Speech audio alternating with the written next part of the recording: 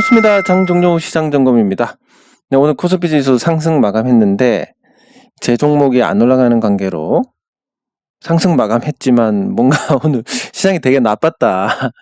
이런 느낌을 주는 하루였습니다. 뭐 긍정적으로 볼 수 있는 것은 어쨌든 우리가 판단을 하는 것은 우리 뇌는 패턴 인식을 하고 그리고 굉장히 쉽게 영향을 받습니다. 그렇기 때문에 판단을 할 때 내리면 계속 내릴 것 같고 오르면 계속 오를 것 같기 때문에 항상 지표를 기준으로 판단을 하는데 제가 그동안 계속 나쁘다 했던 그 지표 아래에서 계속 놀다가 드디어 위로 올라갔습니다. 그럼 좋은 거냐? 일단 지표를 기준으로 하기 때문에 좋다. 좋은 거고, 다만 이제 누적 개인 순매수가 많아서 그런 종목들은 조금 힘들 거다. 이런 정도로 구분을 할 수 있겠습니다. 네, 그래서 코스피가 이제 좋아질 가능성이 조금 더 커졌고, 거기에서 오늘 반등을 해준 전기전자나 운수장비는 균형을 맞추는 차원에서 대형주가 강세였고 중소형주가 살짝 부진했던 한 부분들까지. 그러니까 이런 겁니다. 올라가는 종목이 만약에 계속 올라가야 된다. 그럼 주식시장 생리상 한 방에 올라갑니다. 근데 이게 아닌 경우는 이렇게 한 방에 올라가야 될 경우가 아닌 경우는 대체로 등락을 거듭을 합니다. 이러면서 저점을 높여가는 이런 형태의 흐름이 나오는데 요런 전기전자나 자동차 같은 경우는 서서히 떨어지다가 한 번씩 반등하고 또 떨어지다 반등하고 뭐 요런 과정. 그러니까 오르든 내리든 등락을 거듭한다라는 관점에서 오늘 시장을 보시면 될 것 같습니다. 예, 그래서 오늘 오른 종목들이 계속 좋으리란 법이 없고 또 내린 종목들이 나쁘란 법이 없으니까 그런 걸로 이 시장을 이해를 하시면 될 것 같고 그리고 코스닥으로 가면 오늘 중소형주가 부진했기 때문에 코스닥은 딱히 코스피에 비해서는 탐탁지 않은 흐름이었습니다. 다만 이제 단기 추세를 넘어섰고 여기서 에너지를 축적해 나간다면 뭐 얼마든지 또 상승으로 방향을 잡을 수 있는 그런 부분들이 존재를 하니까 뭐 나쁠 게 없다라고 생각을 하시면 되고 코스닥도 뭐 수급적으로 개인 투자자들이 주도하는 시장이기 때문에 기관 외국인 투자자들이 코스피만큼 영향력이 크지 않고 거기서 저는 굉장히 큰 잠재력을 보고 있습니다. 왜냐하면 물이 위에서 아래로 흐르듯이 결국은 이렇게 될 겁니다. 제가 지금 대형주를 다루지 않는 이유, 중소형주만 다루는 이유, 누군가 보면 이런 얘기를 할 겁니다. 너무 위험한 종목만 다루는 거 아닌가. 다 뜻이 있습니다. 왜냐하면 우리가 이제 대형주를 다루지 않는 건 말씀드렸지만 우연적인 요인도 많고 해외 증시 영향을 받고 그렇게 따지다 보면 결국 대형주는 지수에서 크게 벗어나지 않습니다. 그러면 제가 지수 흐름을 완벽하게 이해를 하고 예측을 할 수 있다라고 하면 모르겠는데 이 지수 예측이란 것은 굉장히 어렵습니다. 어떤 정도냐면 여러분들 지수 3일 중에 2일만 맞추면 부자 됩니다. 정말로. 하루 틀리고 파생해서 틀리고 이틀째 퉁치고 3일째 수익. 그럼 3일에 한 번씩 수익이 누적이 되는데 이 파생의 변동성을 생각하면 이거 엄청난 부자가 되는 겁니다. 지수를 3번 중에 2번을 맞출 수 있느냐? 저는 당연히 맞출 수 있지만 돈 걸고 맞추라고 하면 못 맞춥니다. 그러니까 이걸 가지고 뭐 매매를 한다는 이러면 못 맞춥니다. 그래서 대형주는 제가 특별히 도움이 안 되겠다. 근데 중소형주들은 이 수급을 이해를 하고 또 요 생리를 이해를 하고 그리고 앞으로 있을 대세 상승장에서는 결국 중소형주로 올 수밖에 없기 때문에 왜냐면 이게 명백합니다. 처음에 투자하는 분들 대부분 그래 나는 다른 주식 투자자들하고 틀려 삼성전자 같은 종목만 할 거야. 삼성전자에서 한 2, 3년 시간 같이 날려보면 계속 본전입니다. 다른 종목 다 날아가는데 그러면 이거 아니야. 이거 말고 다른 걸 해야 돼. 다른 잘 가는 대형주를 해야 돼. 잘 가는 대형주로 내려옵니다. 이러다가 변동성 겪다 보니까 대형주보다는 중소형주가 뭐 이렇게 하다 보면 결국 종착역은 소형주가 됩니다. 근데 이미 시장에 굉장한 유동성이 들어왔고 그 유동성이 삼성전자에서 재미를 못 보고 누군가 들어오면 팔고 나가기 바쁜. 그래서 여기서 계속 재미 못 보다가 다른 대형주들 가는 거 보고 갔다가 또 고점 잡고 여기도 아닌 것 같아. 중형주로 왔는데 중형주보다 또 소형주의 변동성을 보고 아 이건가? 이렇게 하다 보면 결국 이쪽으로 오게 돼 있습니다. 뭐 저도 제가 주식 투자를 시작한 지 7년, 8년, 9년 만에 소형주를 했습니다. 근데 저는 굉장히 생각이 잘 안 바뀌는 사람 중에 한 명이기 때문에 뭐 중소형주 하니까 개인 투자자들이 망하지 뭐 이런 생각을 갖고 있었던 사람이고 그래서 그렇게 됐지만 보통 사람들은 한 2, 3년이면 중소형주로 넘어오고 그게 대형주는 시총이 뭐 1,500조 이렇게 되는데 아무리 유동성을 퍼부어도 올라가는 한계가 있고 이미 외국인들이 선점하고 있기 때문에 유동성 퍼부으면 그것만큼 외국인들 팔고 나가버립니다. 그래서 유동성이 들어온다 해서 지수가 올라가는 것은 한계가 있는데 중소형주들은 유동성 1조만 들어와도 난리가 납니다. 그럼 지금 중소형주들이 힘이 없는 이유 국민연금이 4년 전에 3조 빼나가면서 힘이 없어졌습니다. 그 정도 유동성에도 큰 영향을 받는데 그래서 앞으로 저는 시간이 지나면 내년 정도 되면 중소형주들이 굉장히 좋은 성과를 내줄 거고 그 전에 이게 연습도 되고 또 수익도 내고 이런 걸 하다 보면 남들은 중소형주 생소해가지고 하는데 어느 정도 여러분들만의 어떤 투자의 어떤 틀이 잡혀 있을 겁니다. 그럼 여러분들 진짜 뭐 약간 과장해가지고 거짓말 좀 보태서 여러분들 내년에 부자 되는 겁니다. 투자금 그렇게 중요하지 않습니다. 말씀드렸듯이 나 투자금 1,000만 원밖에 안 되는데요. 1,000만 원으로 2배 먹으면 2천. 여기서 2배 다시 먹으면 4천. 다시 2배 먹으면 8천. 이렇게 해서 5번만 먹으면 3억 2천이 됩니다. 투자금이 중요합니까? 안 중요합니까? 그럼 처음부터 3억 2천부터 시작하면 10억, 100억 되는 거 아니냐. 뭐 이렇게 하실지 모르겠지만 금액이 커질수록 또 심리가 달라지기 때문에 어쨌든 말씀드리는 것은 중소형주의 어떤 화랑장세에서 이런 구조가 성립이 될 수 있다. 그러면 투자금이 중요한 게 아니라 투자의 방법이 중요한 거다. 그래서 제가 계속 그런 부분들을 강조를 해드리고 있고 다행스럽게도 여기 유튜브 보시는 분들 중에서 그딴 거 말고 그냥 종목이나 가르쳐 달라고 하시는 분이 안 계십니다. 굉장히 바람직한 일이고 그래서 우리가 이렇게 같이 시장을 알아가고 투자의 어떤 그 시행착오를 거치면서 투자를 보완을 해 나가고 그러면서 좋은 장을 맞이를 하게 된다면 그럼 분명히 좋은 결과가 있을 거다 라고 말씀을 드릴 수 있습니다. 그럼 보유 종목으로 가서 일단 제가 오늘 이 유수홀딩스를 보초를 걸었습니다.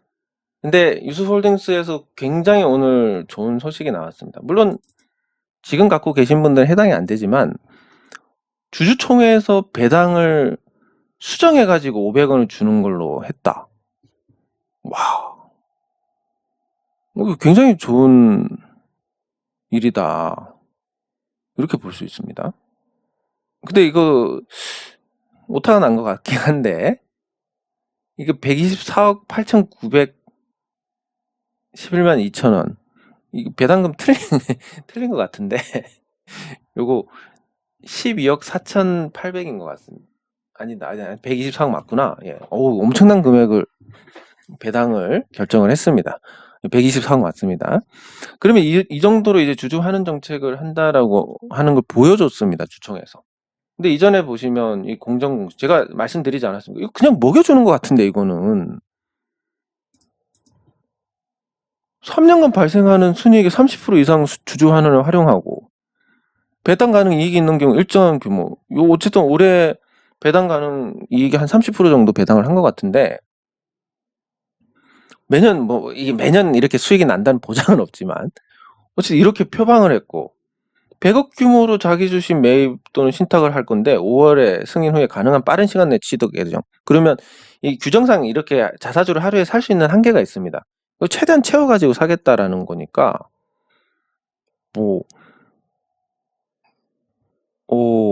대단한 그냥 이건 퍼주는 것 같은데 근데 왜 주가가 내리지 하는 좀 미스테리한 일인데 제가 모르는 뭔가가 있을지 모르겠지만 예, 그리고 유스홀딩스가 그 뭡니까?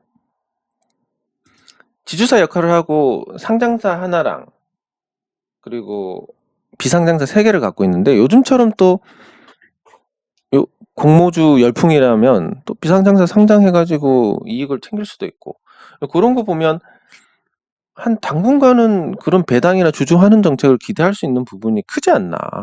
그렇게 봤을 때 도대체 이게 왜 이렇게 빠지지? 하는 약간의 미스테리는 있습니다. 예, 그래서 살짝 저거를 걸어봤습니다. 그 도초만 일단 걸어봤는데 나중에 나오고 나면 한번 요게 나오고 나서 이렇게 들어가려고 생각 중입니다. 네, 그리고 이원 컴포텍. 저 오늘에서야 이제 이원 컴포텍이 뭐가 있나라는 부분을 제가 어느 정도 이제 가늠을 할 수 있을 것 같은데 뭐 주총 결과는 뭐 특별한 거 없습니다.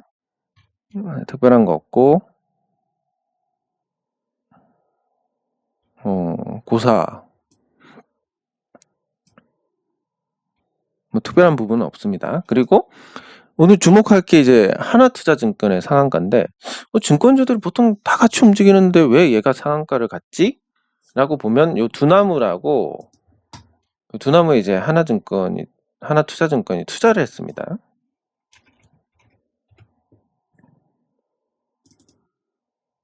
네.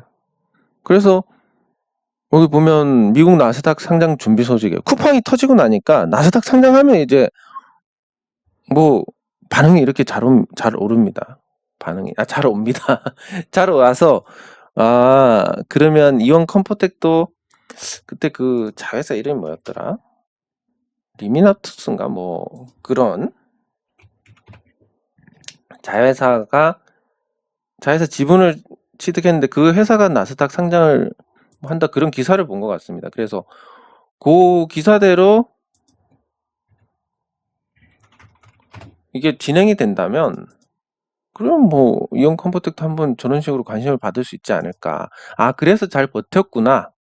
뭐 이런 어떤 궁금증은 풀렸습니다. 네, 그 궁금증이 풀렸고 여기 보시면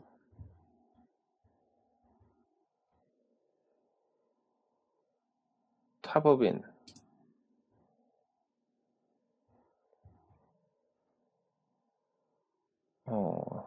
취득 뭐 비덴트 이런 거 취득해서 지금 비트코인 그런 것도 있는데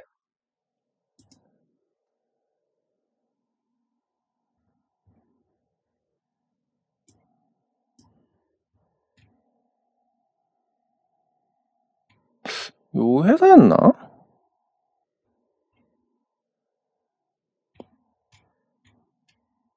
제가 찾아놨는데 이게 지금 아무튼 요 해외 법인에 투자한 게 뭐 나스닥 상장을 한다 이런 쪽으로 좀 기대를 할 수 있는 게 있을 것 같아서 그래서 그래서 잘 안 빠지고 있었구나 뭐 이 정도. 근데 그게 뭐 시기에 따라서 틀린데 요즘 같이 쿠팡 이후로 이제 나스닥 관련된 종목들이 이렇게 상한가도 가고 이렇게 하니까 뭐 그런 재료가 나오면 좀 괜찮지 않을까. 그래서 조금 더 편하게 지켜보기로 했습니다. 예, 그렇게 지켜보고 그리고 삼강 MNT 신고가가 가까워지고 있는데 제가 말씀드린 어떤 대응은 어쨌든 이게 50%를 안 건드렸으니까 3천형으로 갈 가능성이 크고 여기까지는 뭐 무난하지 않을까. 저 정도에서 이제 팔아야지 뭐 이 정도 계획을 잡고 있는데 약간 좀 흔들리는 건 기관 투자자들이 이렇게 사들이네? 뭔가 있나? 이 정도 매수면? 근데 이게 적지가 않은 양입니다. 거의 뭐 4% 정도 긁어가는 것 같은데 60, 100, 110, 170만 주 거의 5% 정도 불과 5일 만에 5%를 샀습니다. 기관 투자자들이. 이거는 제가 이 정도 사는 거는 STI STI에서 기관 투자자들이 사는 거 이후로 이렇게 강력하게 사는 건 처음 봤습니다. 여기 보시면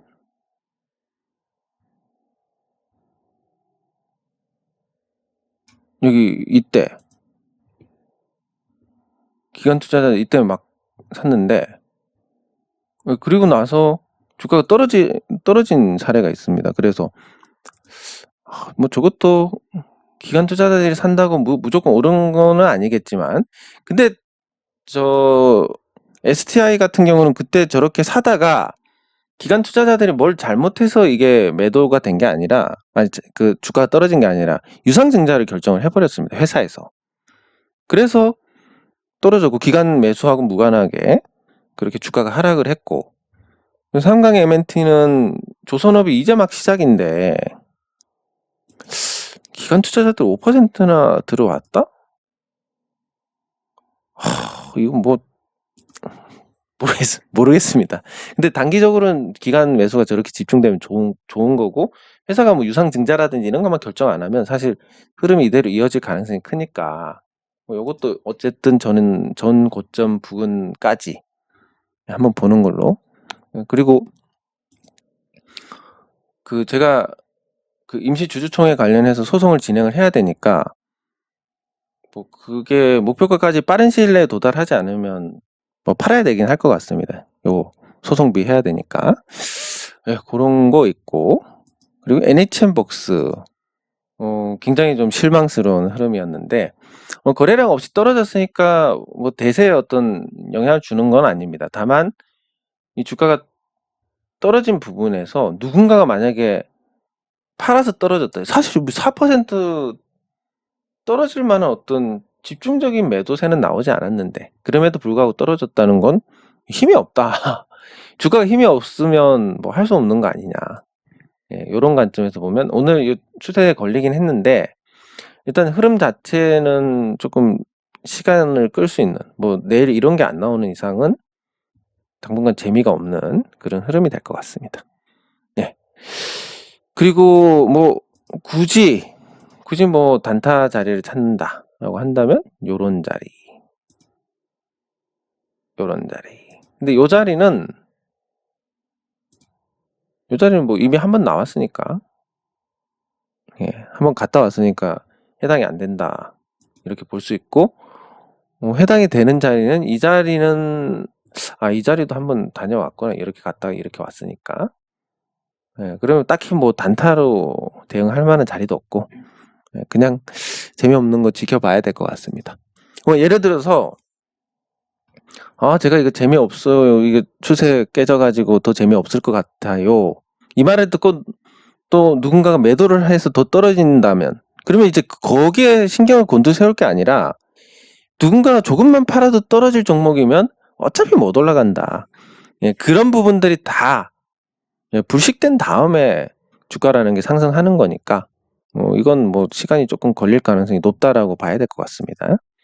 네, 그리고 액트는 뭐 특별한 부분은 없었고, 근데 키움증권에서 계속 매도가 나오니까 그거는 조금 긍정적으로 봐야 되지 않나 싶습니다. 네, 그리고 댓글 확인. 예.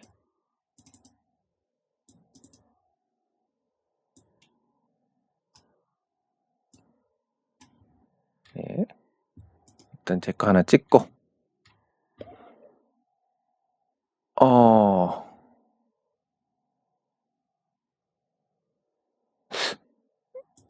제가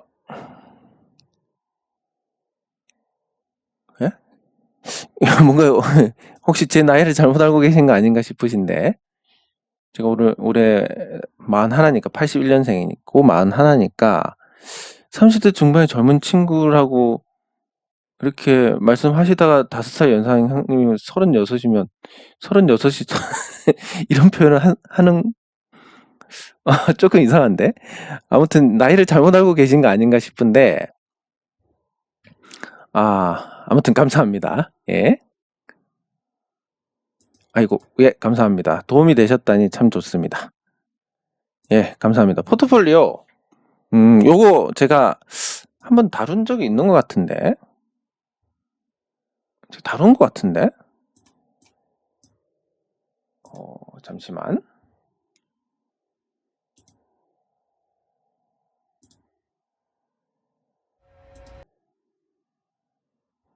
재생 목록에 주식 공부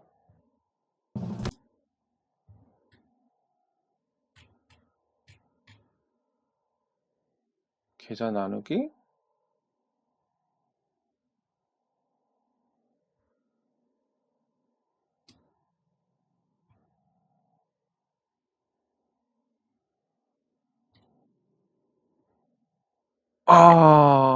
안 다뤘나? 저 포트폴리오 불패 포트폴리오 구성하는 게 있습니다. 중소형 성장주 그리고 고배당주 그리고 금 그리고 원유 뭐 이렇게 해서 포트폴리오 구성하는 방법이 있습니다. 예, 근데 제가 그 주식 공부할 때 다른 것 같은데. 제가 다시 한번 나중에 찾아보고 다루지 않았으면 다음 24강으로 다루도록 하겠습니다. 네, 감사합니다. 예, 영신금속이 말씀드린 것처럼 뭐 미래에 대한 준비가 안 되어 있다. 그리고 그런 투자들을 줄여서 어쨌든 실적을 낸 거다. 한 2년 정도. 이렇게 말씀을 드릴 수가 있고, 근데 예방 차원에서 주주 운동을 하는 거기 때문에 아직 늦지는 않았습니다.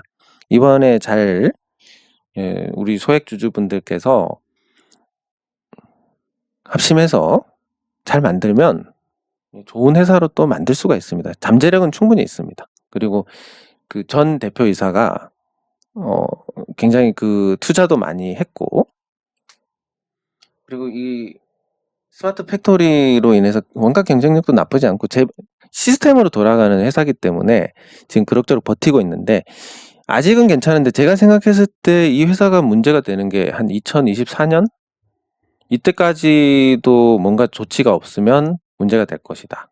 그래서 올해 만약에 이렇게 해서 한 2, 3년 잘 준비를 하면 나중에는 이게 전화위복이 돼서 훨씬 좋은 회사가 될 수 있을 것이다. 예, 요렇게 볼 수 있는데, 근데 뭐 어쨌든 글쎄 뭐 이거를 꼭 이런 식으로 쓰셨어야 되나.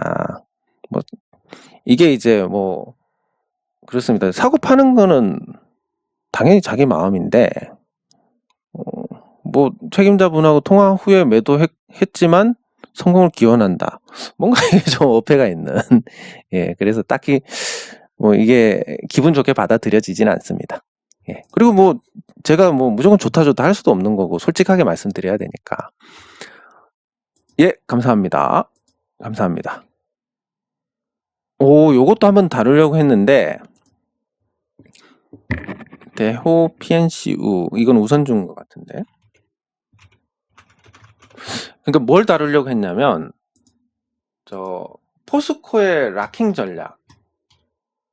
그러니까 포스코가 이렇게 이 지분 투자를 하는 이런 종목들에 대한 락킹 전략. 뭐 문배철강도 있고 그런데, 포스코가 이제 주요 고객들에 대해서 이런 식으로 지분 투자를 해버립니다. 이 지분 투자를 해서 고객을 묶어두는 효과를 보게 되는데, 포스코가 그런 걸 하면서 어느 정도 시장을 지키는데 성공을 했고, 그리고 포스코에 투자를 받은 회사들은 포스코가 제법 안목이 있어가지고 그 회사들이 또 성장을 하면서 투자 수익도 발생을 하는 이 두 가지 효과가 있는데, 나중에 한번 제가 시간을 내서 포스코가 이 락킹 전략을 취하는 회사들이 어떤 게 있고 그 회사들의 어떤 주가 반응은 어떤지 이것도 한번 다루어 보도록 하겠습니다. 그게 시장을 잘 만나야 되는데, 경기 회복이 지금 진행이 되는 상태. 우리나라는 아직 코로나가 한창이지만 지금 미국은 이미 마스크를 벗고 있는 상황입니다. 그래서 그 경기 회복에 맞춰가지고 수혜를 볼 수 있는 종목들, 특히 그 중에서 포스코가 락킹 전략을 취하는 종목들은 괜찮을 거다. 요거 한번 다뤄보도록 하겠습니다. 제가 이걸 한번 생각은 하고 있었는데 정신이 없어가지고 그냥 읽고 넘어갈 뻔했는데 어쨌든 이 좋은 댓글 감사합니다. 예, 감사합니다. 예, 감사합니다. 예, 감사합니다. 아, 예, 알겠습니다. 예, 저도 그렇습니다. 그래서 오늘 제가 땡기는데 사면 잘 안 가니까 오늘 일단 2주만 넣어봤습니다. 예. 예, 감사합니다. 예, 감사합니다. 감사합니다. 감사합니다. 네, 6년이면 제가 2015년에 한번 정모를 했었던 것 같은데. 예, 근데 코로나 때문에 뭐 언제 정모를 할 수 있겠습니까? 예.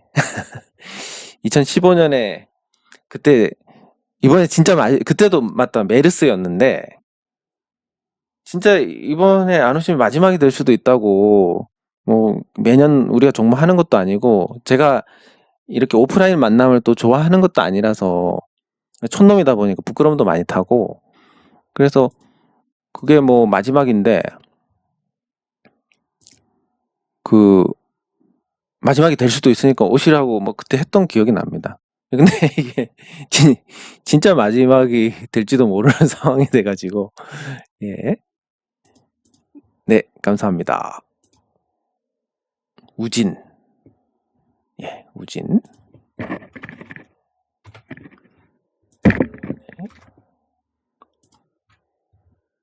예, 감사합니다. 감사합니다.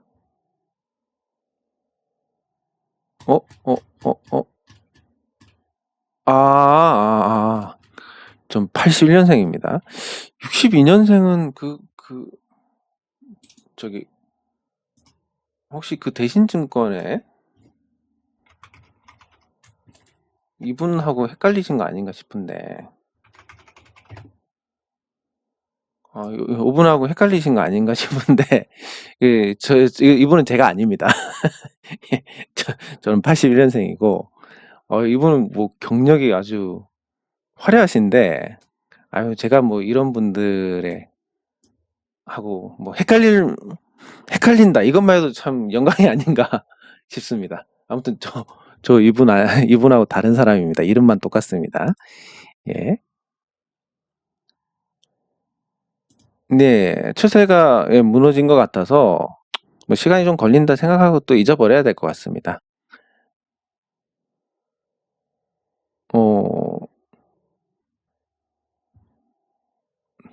네. 근데 뭐 저는 그렇게 생각합니다. 이 종목에 대한 어떤 선입견을 배제를 하는 것도 필요한데 주주환원 정책을 하겠다고 저렇게 대놓고 공표를 했는데 주가가 과연 예전처럼 뭐 들어가면 빠지고 이런 게 지속이 될까? 저는 조금 다르게 보고 있습니다. 그리고 이제 국순당에서 한번 경험을 했기 때문에 네, 오늘 국순당 관련해서 설명을 잘 드리도록 하겠습니다.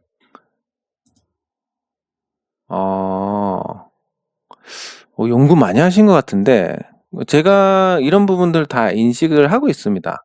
근데 이 중소형주 투자에서 어떤 사람의 포커스를 맞추면 문제가 생깁니다. 왜냐하면 사람은 이랬다가 다음번에 다르게 할 수도 있고 저랬다가 또 요렇게 할 수도 있고 그렇고 요 언급하신 이 분들의 이 전환사채 투자 이후의 주가 움직임들을 보면 어떤 종목은 들어가서 바로 주가가 올라가는 경우가 있고 어떤 종목은 주가가 망가져서 리픽싱 한 다음에 올라가는 경우가 있습니다. 이 두 가지 경우에 제가 차이점을 봤더니 결국 시장입니다. 시장이 아주 나쁠 때는 뭐 어쩔 수 없으니까 이런 방향으로 가는 거고 시장이 좋을 때는 이렇게 가는 거고 그래서 시장이 달렸고 이 사람들의 어떤 일관적인 패턴이 있는 건 아니니까 그런 관점에서 이 부분을 너무 심하게 생각을 하실 필요는 없을 것 같습니다. 리픽션 하고 싶어도 뭐 그 자기들 하고 싶어서 한다 하면 그게 주가 조작이지 그게 정상적인 건 아니지 않습니까? 예, 그리고 뭐 답변 드린 것처럼 뭐 3자 배정 유상증자만 있는 건 아니니까 예. 지금 세미콘 라이트의 이미지를 생각하시면 주주 배정이나 일반 공모라든지 이런 부분들까지 다 열어두시면 될 것 같습니다. 그래서 삼자 배정은 어렵겠지만 주주 배정 유상증자나 일반 공모 유상증자를 해서 자금을 이렇게 끌어갈 수도 있는 거 아닌가. 배임으로 문제가 되는 것보다는. 그래서 말씀하신 것처럼 이렇게 안 좋은 상태다 보니까, 지금 현금 흐름이 안 좋다 보니까, 근데 말씀드렸듯이 그 가격이 배임과 무관하다면 충분히 이거를 고려를 해볼 만한데, 그런 상태는 아닌 것 같아서. 그래서 이제 만약에 그게 비상장사라든지 개인이라면, 배임이고 그런 게 없으니까, 그런 결정을 할 수도 있지만, 어쨌든 상장사니까, 그렇게까지 극단적으로 하지는 않을 것 같고, 지금 시장이 또 그렇게 엉망인 건 아니라서, 지금 시장이 화끈하지는 않지만, 예전에 한국 주식 투자한 사람이 죄인이다. 주식 투자하는 사람들 다 거지됐다. 이런 시기하고는 확연히 다르기 때문에, 그런 게 쉽지가 않을 겁니다. 아무튼 너무 걱정이 지나쳐도 문제입니다. 맞다. 요거. 유한타. 유한타를 제가 깜빡했네. 자, 유한타 증권. 이게 제가 운영하는 사이트입니다. 요 사이트 주소가 스탁피플넷입니다. 요렇게 여기로 접속을 하시면 되고, 이렇게 오시면 여기 공지사항에 개설 2기 안내 이렇게 있습니다. 개설 2기. 그러면 유한타 증권 이렇게 통해서 비대면으로 일단 개설을 하고, 근데 제가 이걸 가지고 어떤 영리 행위를 취하는 게 아니라, 그런 거 그냥 잊어버리고 투자할 만한,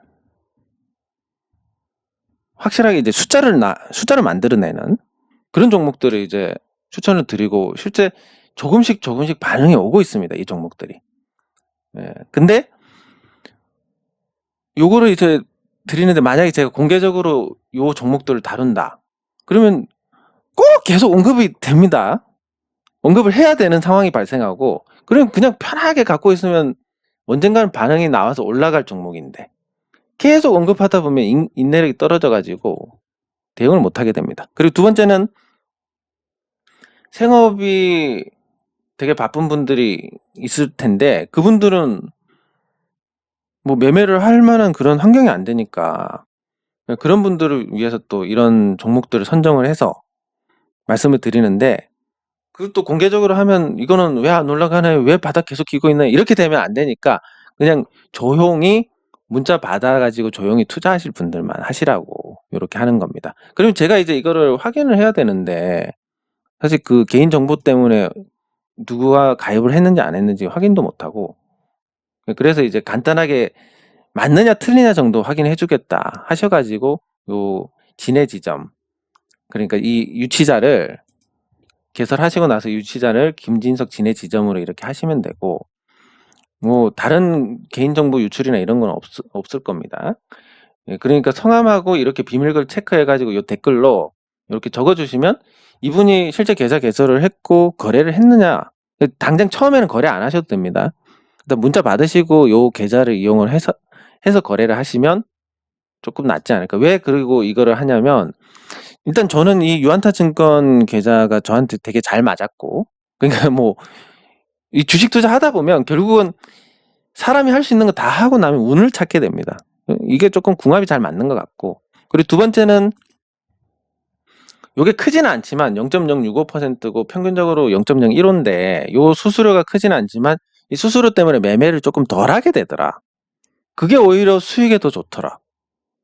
요렇게 되는 거라서, 이걸 계좌 개설하시고 유치자 등록하신 다음에 여기 쓰시고, 제가 이게 맞는지 틀린지만 확인해서 맞으시면 문자 보내드립니다. 여러분들 아시다시피 문자 보내는데 한 달에 얼마 이렇게 받지 않습니까? 그리고 저 정도 실력이면 제가 그런 이상한 애들보다 나으니까 돈으로 치면 더 받아야 됩니다. 한 달에 50만 원짜리라고 생각하시면 되는데, 그냥 문자비조차도 받지 않고 제가 드리는 겁니다. 그러면 저건 꿍꿍이 있는 거 아니야? 없습니다. 아무것도 없습니다. 없으니까 그게 편하게 대응할 만한 종목이 필요한 분들 여기 하셔가지고 하시면 될 것 같고, 그 뭐 외부의 종목 공개하고 이러지 마십시오. 제가 목적하는 게 한 분이 또 공개를 해가지고 제가 찾으면 반 찢어 놓으려고 생각 중인데, 그 외부에 공개 안 하는 게 이게 언급이 되는 순간 인내력이 떨어집니다. 이 인내심은 소모품입니다. 우리가 인내심 뭐 종목들 보면 도저히 안 올라서 팔고 나니까 날아가는 거, 이거 경험 누구나 해보셨을 텐데 이 종목 그냥 조용히 갖고 있었으면 수익 나는 겁니다. 근데 이거 왜 안 올라, 도대체 왜 안 올라, 게시판 가보니까 뭐 온갖 나쁜 소리 다 있고 진짜 미치겠네 하다가 에이 더러워서 판 다음에 올라가는 겁니다. 그래서 이 인내심을 지키기 위해서 이렇게 하는 건데, 외부에 이걸 떠들고 다니면 그런 게 의미가 없어지니까, 누군지 몰라도 이분은 진짜 걸리면 진짜 반 찢어 놓을 겁니다. 예, 그리고 그 유한타 증권에서 거래된 이 규모 이상의 어떤 타 증권사 거래가 나오면 이것도 하나가 있는데, 어떤 종목들 같은 경우는 거래량이 그렇게 많지는 않습니다. 예, 그러면 이 종목들에 많은 매수가 들어가면 또 주가가 왜곡이 될 수 있으니까 그게 또 장기적으로는 좋지가 않습니다. 주가 왜곡이. 예. 그래서 요런 경우, 그리고 개별적으로 뭐 답장을 하시거나 아니면 뭐 이 종목 언급해달라 이러면 좀 바로 그 문자 발송하는 데서 바로 아웃입니다. 예, 요거 잘 지켜주시고 그냥 서로 조용히, 저는 좋은 종목 찾아가지고 여러분들께 공유를 해드리고 싶은 거고, 근데 거기에 대해서 신경을 쓰기 싫다. 왜냐하면 충분히 분석을 해서 올라갈 만한 종목을 했으니까. 이거 왜 안 올라가요? 제가 어떻게 합니까? 때 되면 올라가겠지. 그런 종목이기 때문에, 예, 그래서 요렇게 조용하게 여러분들이 이걸 활용을 하시는 걸 권합니다. 그리고 기존에 계좌가 있으시면 여기에 전화하셔가지고 이거 바꿔달라 이렇게 하시면 되고, 예, 그리고 이게 뭐 다른 어떤 목적은 없고, 제가 풀케어로 여러분들의 투자를 조금 적극적으로 케어해 보겠다, 이런 일환으로 하는 거니까, 예, 그거 감안하셔서 하시면 될 것 같습니다. 예, 그리고 내일까지니까 내일 당장 하시는 게 좋을 것 같습니다. 하실 생각이 있으시면. 예, 예, 감사합니다. 감사합니다. 제가 주총은 제가 어디 계좌에 있는지 모르겠지만 액트 주식이 제가 5주가 있습니다. 저 지금 올해 산 거 말고 어디에 계좌가 너무 많아가지고 이게 어디에 있는지 모르는데, 아무튼 5주가 있어가지고 주주기는 한데 주총에 가지는 않습니다. 예, 예, 감사합니다. 댓글 확인하는데 좀 시간이 많이 걸렸네. 예, 그리고 아까 말씀하신 포스코 락킹 종목 대호 PNC 우선주, 예, 또 우선주라서, 그러니까 이게 우선주라서 뭐 딱히 분석을 할 만한 부분이 없습니다. 근데 우선주의 특징이라고 한다면 오를 거 다 오르고 나서 더 오를 게 없을 때 이제 우선주들이 관심을 받게 되는데, 그러면 이제 대우 PNC 본주하고의 괴리가 얼마나 되는지. 예, 본주가 810원이고 우선주가 1310원입니다. 이 통상적으로는 우선주보다 본주가 더 주가가 높은 경우가 많기 때문에 우선주가 아직도 조금 거품이 끼어 있다.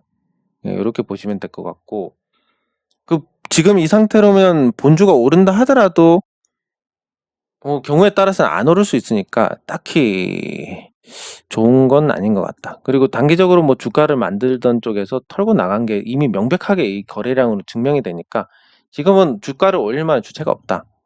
예, 이렇게 보시는 게 맞을 것 같고, 예, 우진. 우진은 예, 뭐 양호한 것 같습니다. 그리고 불황에도 어쨌든 잘 버텼습니다. 탈원전 정책 4년인데 올해는 흑자 전환했습니다. 올해 흑자 전환해서 나쁘지 않고 그동안 재무 구조도 그럭저럭 방어를 해냈습니다. 이런 상태에서 이제 탈원전 정책이 수정이 된다. 상장한 지 보통 한 5년 정도 되면 3년 정도 되면 다시 하는데 1, 2, 3년 한번 해먹었고 다시 와서 조금 가능성이 보입니다. 괜찮은데? 예. 우진은 괜찮습니다. 이름이 우진 들어간 종목들, 예, 제가 아는 종목 중에서 요 종목도 괜찮습니다. 요것도 괜찮은데 요 세 개 중에 하나가 진짜 괜찮습니다. 예. 뭐 표현하자면 개 괜찮습니다. 정말. 예. 근데 뭐 또 바로 말씀드리면 재미없으니까 그 정도만. 근데 보시면 바로 아실 겁니다. 어떤 종목인지. 근데 한번 찾아보시라고. 예. 그리고 마지막으로 상보 한번 보겠습니다. 제가 상보에 전환사채 투자를 했고 주가가 한번 급등한 이후에 그럭저럭 잘 버티고 있습니다.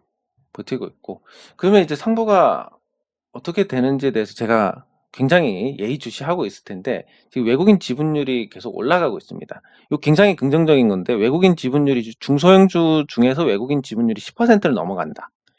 이거 아주 좋은 신호입니다.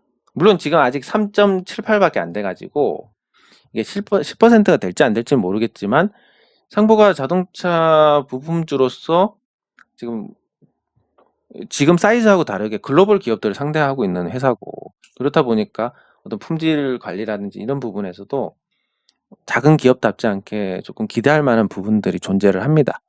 거기다가 기술 투자에도 계속 지속적으로 기술 개발에 투자를 했고 그 성과가 나올 것이다라는 정도.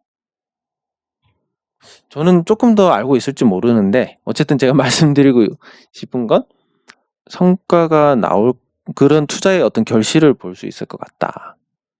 예, 그런 거. 그리고 외국인이 사는 거 이거 10% 넘어가면 주가 아주 말도 안 되게 올라갈 수 있다. 근데 지금 3.78이니까 저의 기대감이 굉장히 많이 반영이 됐다. 뭐 이런 정도로 보시면 될 것 같습니다. 어쨌든 계속 관심에는 두고 만약에 주가가 많이 떨어지면 사시는 정도 괜찮지 않을까 싶습니다. 네, 장 종료 시장 점검은 여기서 마치도록 하겠습니다.